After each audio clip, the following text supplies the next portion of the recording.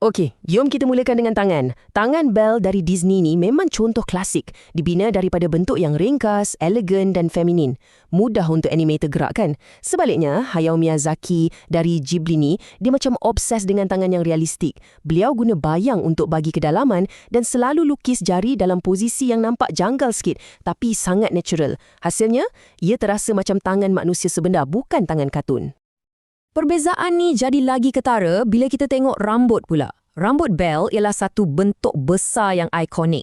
Ia direka khas supaya senang dianimasikan dari pelbagai sudut.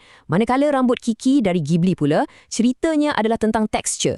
Setiap helaian poninya tu ada irama dan alirannya yang tersendiri, memberikannya rasa yang lebih organik dan semula jadi, seolah-olah betul-betul ditiup angin.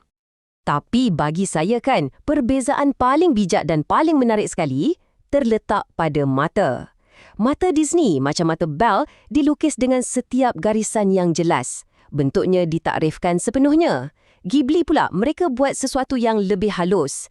Mereka sering membuang garisan tertentu, contohnya garisan di bawah mata dan sebaliknya menggunakan tona kulit untuk mencadangkan bentuk mata tu. Ini membuatkan minda kita secara automatik menyambung titik-titik yang hilang. Satu teknik yang sangat genius. Jadi, ini bukan soal gaya mana yang lebih baik atau lebih betul, tak. Kedua-duanya adalah pakar dalam dunia masing-masing. Disney dah bina satu alam semesta grafik yang peraturannya berasaskan bentuk dan ia berfungsi dengan sempurna. Ghibli pula cipta alam semesta dengan peraturan berasaskan tekstur dan konsistensi inilah yang membuatkan dunia rekaan mereka terasa begitu nyata dan meyakinkan.